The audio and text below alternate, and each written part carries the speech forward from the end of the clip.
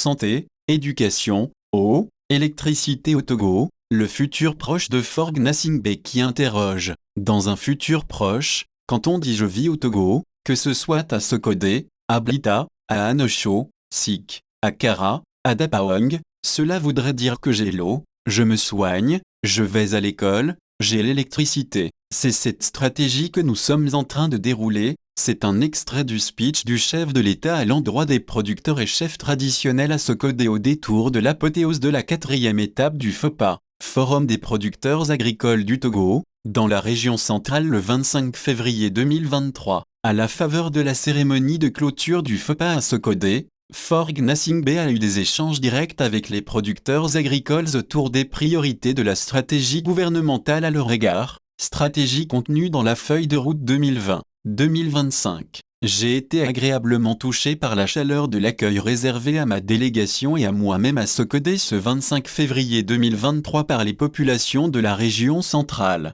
Cette ferveur et cet enthousiasme ont également marqué les travaux de clôture du FOPA dans la centrale. Ferveur et enthousiasme qui nous ont permis d'évoquer les perspectives d'une transformation de l'agriculture sur la voie de la souveraineté alimentaire et de la création de richesses au Togo, a tweeté sur le sujet Faure Gnassingbé. Mais lorsqu'on revient sur cette énième promesse du chef de l'État relativement à l'accès à l'eau, à l'électricité, à la santé et à l'éducation, cela interroge sérieusement. C'est un constat effarant qu'en ce moment où le successeur de Gnassingbé Yadema était en train de s'adresser à ses concitoyens à Sokodé le 25 février 2023, ces secteurs vitaux demeurent en chantier, et ceci presque à la fin de ses 4 mandats de 5 ans à la tête du Togo. C'est de la palissade, le secteur de la santé avec les infrastructures déshonorantes reste une tache noire dans la gouvernance Gnassingbé. L'eau est une denrée rare et l'électricité un luxe. Curieusement, cela n'empêche pas le gouvernement de se donner en spectacle par endroits dans le pays.